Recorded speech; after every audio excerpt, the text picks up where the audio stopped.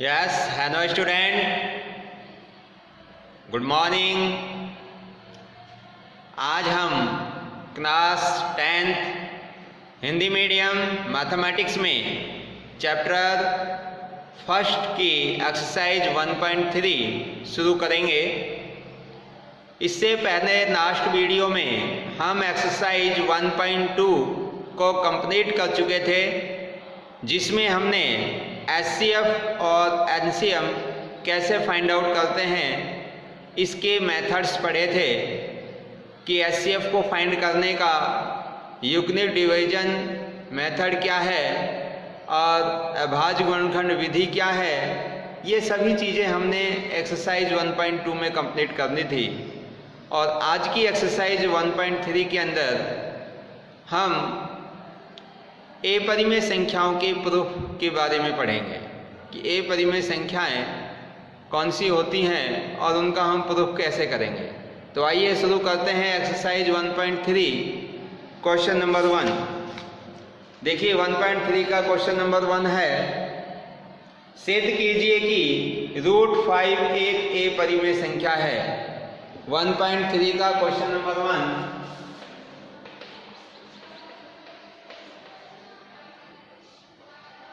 सिद्ध करो कि √5 एक ए परिमेय संख्या है। देखिए ये हमें सिद्ध करना है कि √5 एक ए परिमेय संख्या है। इसको कैसे प्रूव करेंगे, सिद्ध कैसे करेंगे हम? तो इसका एक फिक्स प्रोसीजर है, एक इसके स्टेप्स हैं जिनको आपको याद रखना है। तो देखिए इसके प्रूफ के लिए सबसे पहले हम क्या करेंगे कि जो इसमें पूछा है √5 एक ए परिमेय संख्या है, इसको इसके विपरीत हम मानेंगे कि माना √5 एक परिमेय संख्या है। हम नहीं मानते कि ये ए परिमेय है, हम इसको ये मान के चलेंगे कि √5 एक परिमेय संख्या है। और फिर इसके अंदर आगे हम कुछ प्रमेय वगैरह का यूज करके और लास्ट में हम ये सिद्ध कर देंगे कि जो हमने परिमेय संख्या मान के चल रहे हैं ये हमारा मानना गलत है, और लास्ट में ये विरोधाभास उत्पन्न कर देंगे। और विरोधाभास हो जाएगा तो फिर इस विधि का नाम हम विरोधाभास विधि रख देते हैं, कंट्राडिक्शन मेथड। तो इस विरोधाभास विधि से हम इसको सिद्ध करेंगे। तो आइए शुरू करते हैं। प्रूफ है इसका,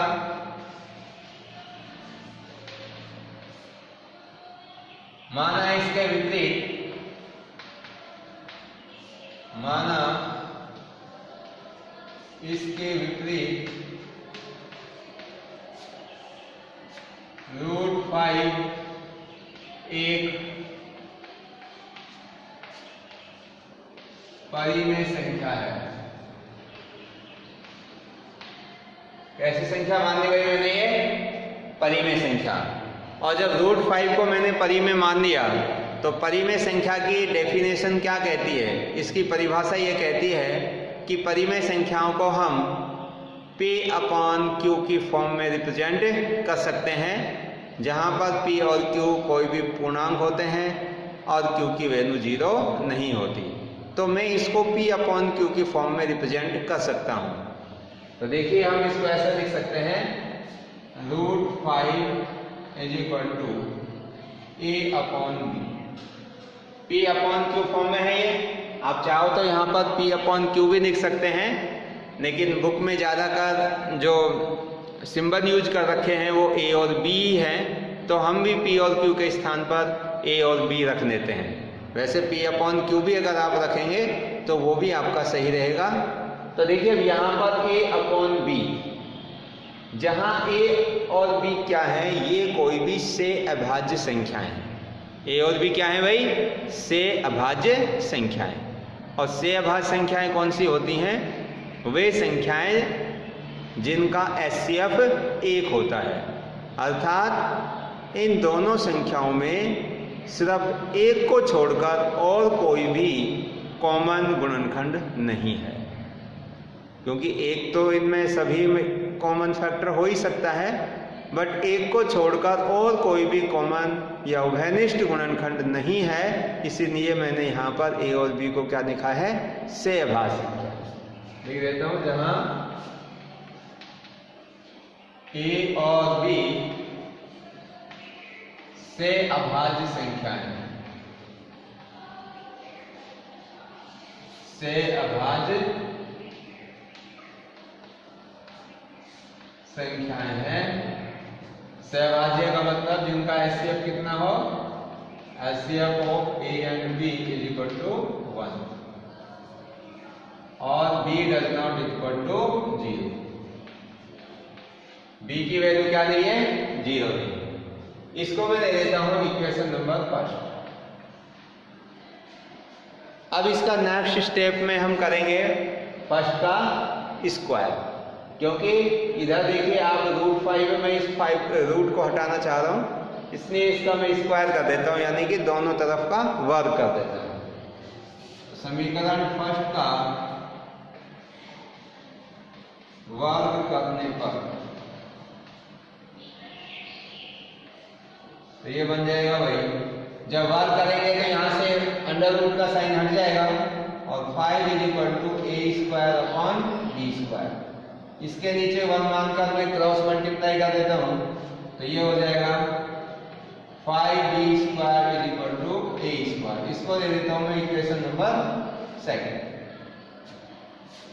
अब देखिए 5b² is equal to a²। यहाँ पर जो 5 है ये कोई अभाज्य संख्या है और a कोई भी यहाँ पर सहभाज्य पूर्णांक है।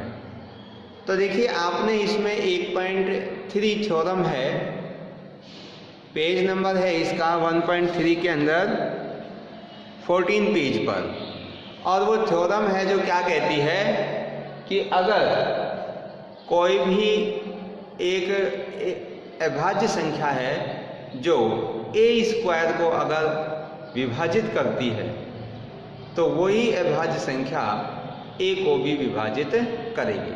तो उस थ्योरम का हम इसमें यूज कर रहे हैं। देखिए दोबारा से मैं यहाँ पर लिख रहा हूं,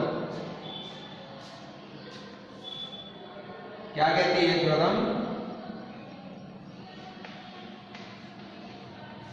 में 1.3 के अनुसार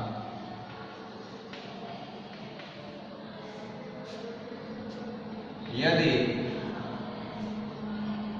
P कोई अभाज्य संख्या है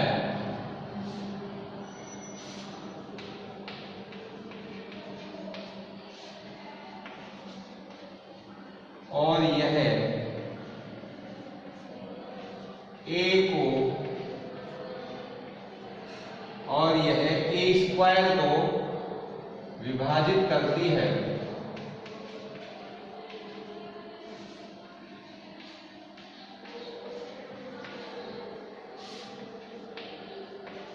तो यह a को भी विभाजित करेगी। क्या कहती है ये अगर में, यदि p कोई अभाज्य संख्या है और यह p a² को विभाजित करती है तो यह a को भी विभाजित करेगी। और यह का मतलब p और यह p a² को विभाजित करती है तो यह a को भी विभाजित करेगी। इसका मतलब क्या है कि यहाँ पे जो 5b² इक्वल टू a², तो ये 5 से हम इस a² को क्या कर सकते हैं, डिवाइड कर सकते हैं, यानी कि 5² से इस a² को विभाजित कर सकते हैं। जब ये 5a² को विभाजित करेगा तो इस प्रमेय के अनुसार ये 5a को भी विभाजित करेगा। इस प्रमेय का मैं इसमें आगे प्रयोग कर रहा हूं, तो देखो इसको आगे देखेंगे।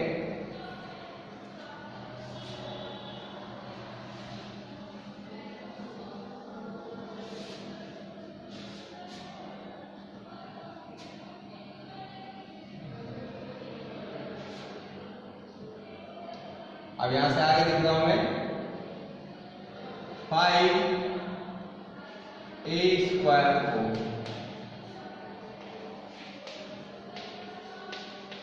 विभाजित करता है। किसके अनुसार? इस प्रमेय के अनुसार,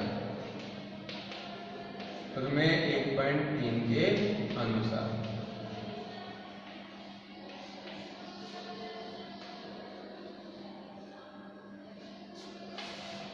जब 5a स्क्वायर को विभाजित करता है तो ये 5a को भी विभाजित करेगा। तो 5a स्क्वायर को विभाजित करता है तो 5a को भी विभाजित करेगा। इसका मतलब क्या है कि 5 है जो a को विभाजित करेगा। इसका मतलब ये हुआ कि a में 5 का पूरा पूरा भाग जाएगा। जबकि हमने देखिए जो ऊपर माना था a और b क्या है? a और b से अभाज्य संख्याएं हैं। से अभाज्य संख्याएं क्या है? जिनका HCF 1 होता है। HCF 1 होने का मतलब सिर्फ a का ही भाग जाएगा उनमें, यानी कॉमन फैक्टर 1 ही होगा। 1 के अलावा और कोई भी उभयनिष्ठ गुणनखंड नहीं हो सकता। इसका अर्थ क्या हुआ कि a और b में 1 को छोड़कर और किसी का भाग नहीं जा सकता। लेकिन अभी हमने इस थ्योरम का यूज करके क्या शो कर दिया कि 5a को भी विभाजित करेगा। इसका मतलब 5 का a में भी पूरा पूरा भाग जाएगा। अब आगे देखते हैं, यानी कि a में तो हमने एक गुणनखंड उत्पन्न कर दिया 5 जो कि एक उभयनिष्ठ है। अब आगे देखो, जब ये 5 का a में पूरा पूरा भाग जाएगा तो इसी बात को मैं ऐसे भी लिख सकता हूं कि a = 5c, और जहां c कोई पूर्णांक है, जहां c कोई पूर्णांक है। अब आप सोच रहे होंगे सर ये कैसे लिख दिया a = 5c, यानी कि जब a में 5 का भाग जाएगा, यहां पर लिख रहा हूं इस बात को थोड़ा सा, अगर a को मैं 5 से डिवाइड करूं, सपोज करो मैं इसको ऐसे लिख देता हूं a/5, यानी कि a में 5 का भाग जाएगा। जब a में 5 का भाग जाएगा तो a यहां पर कोई ना कोई पूर्णांक है। जैसे सपोज करो कि यहाँ पर पूर्णांक आपका 17 हुआ, और 17 में जब 5 का भाग देंगे तो 5 × 15, 3 बार भाग गया। तो a में जब हम 5 का भाग देंगे तो भागफल आपका कुछ ना कुछ तो आएगा, वो मैंने मान लिया c। वो कितना मान लिया भाई? c। जैसे मैंने इसको यहाँ पर 17 माना, 17 में 5 का भाग देंगे तो 5 × 15, 3 बार गया। तो इसका मतलब c की वैल्यू कितनी है? 3 है।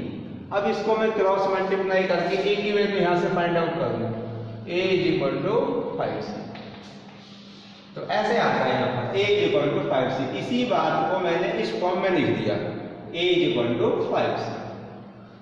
अब a = 5c, ये वैल्यू मैं इस इक्वेशन नंबर 2 में रख देता हूं। इक्वेशन नंबर किसमें? 2 में। तो क्या लिखेंगे? a = 5c समीकरण 2 में रखने पर, देखिए मैं रख रहा हूं इसको,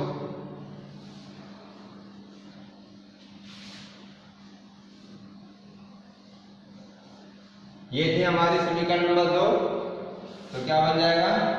5b² = a के स्थान पर ये 5c रखेंगे, तो 5c का होल स्क्वायर। अब इसका मैं स्क्वायर करूं तो कितना हो जाएगा? 5b² = 5c का स्क्वायर 25c², और ये जो 25 5 से कैंसिल हो जाएगा 5 टाइम्स, तो b² = 5c²। ये एक रिलेशन और आ गया। अब यहां पर भी देखिए b भी हमारा कोई एक पूर्णांक है, तो इस 5 से हम इसको b² को डिवाइड कर सकते हैं। तो b² को कौन डिवाइड कर सकता है? 5। इसका मतलब 5 b² को क्या कर रहा है? विभाजित कर रहा है। क्या लिख देंगे भाई? प्रमेय के अनुसार में 1.3 के अनुसार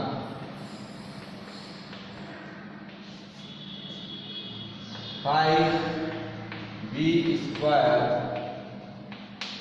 को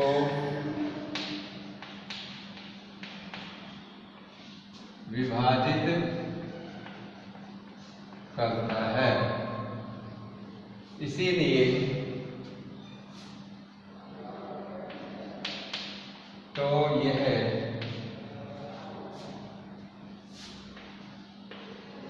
b को भी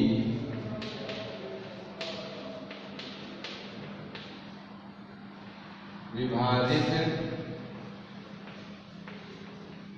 करेगा। तो ये 5b² को विभाजित करता है, तो यह b को भी विभाजित करेगा। तो ये शायद आपको दिखाई नहीं दे रहा, मैं उसको नीचे लिख देता हूँ, आगे लिख देता हूँ, नीचे दिखेगा नहीं। तो ये b को भी विभाजित करेगा, यानी कि अब 5 का भाग b² में पूरा जाता है, तो 5 का भाग b में भी पूरा ही जाएगा।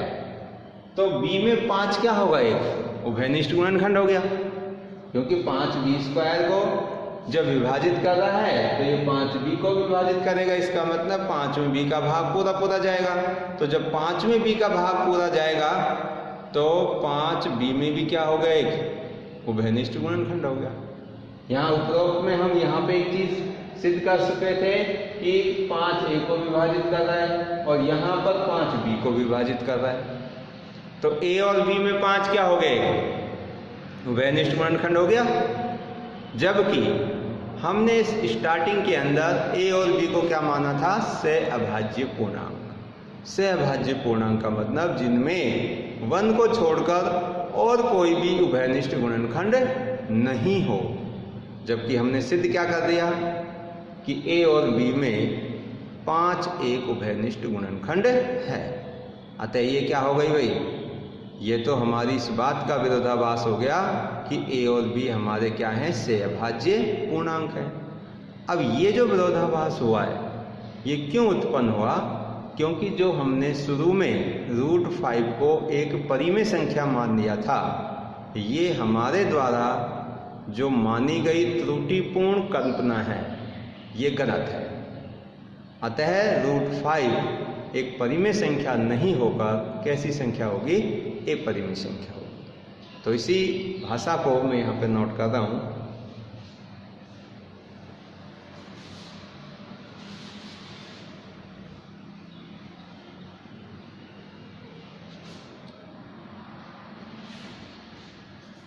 अतः हम इस निष्कर्ष पर पहुंचते हैं,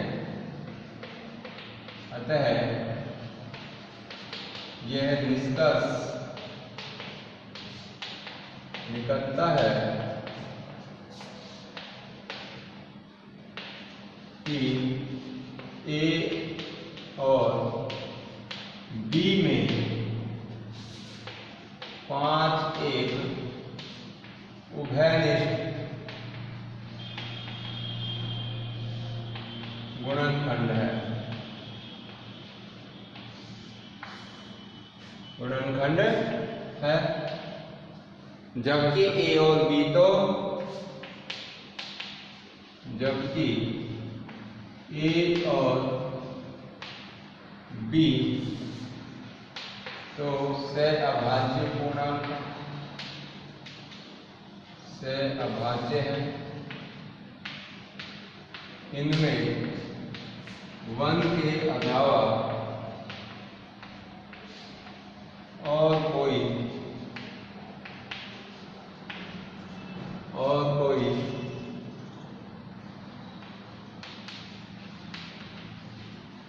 उभयनिष्ठ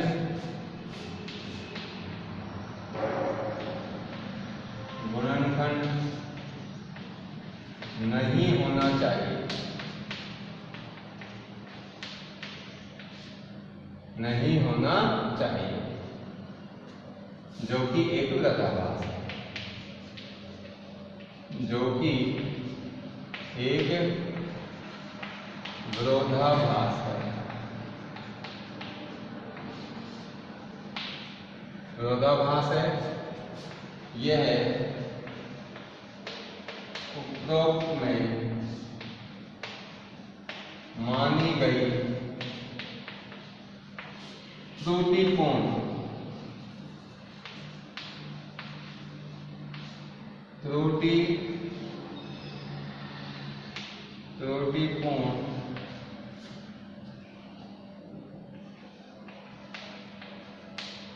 कल्पना के कारण उत्पन्न हुआ है।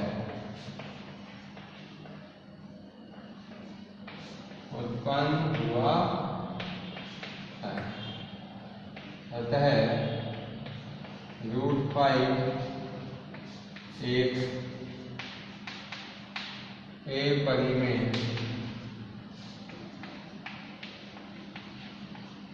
संख्या।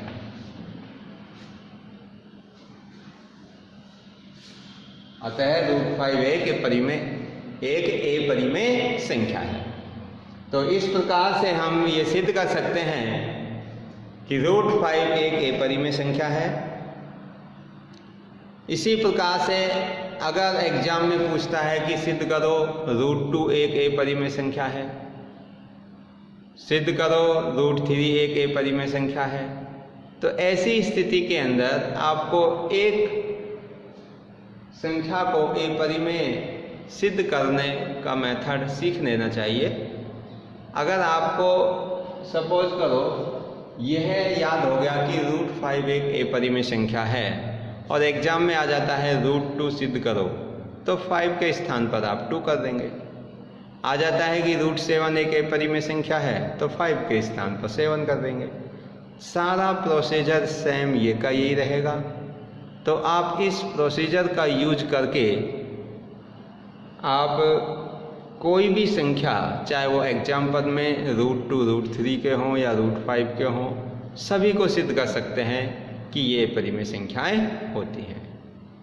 तो बाकी के जो भी इसमें क्वेश्चंस हैं, चाहे वो √2 का हो चाहे √3 का हो, इनको सिद्ध करने का पूरा प्रोसीजर की आप प्रैक्टिस कीजिए और कोई दिक्कत समस्या हो तो आप पूछिए। So thank you and thank you very much.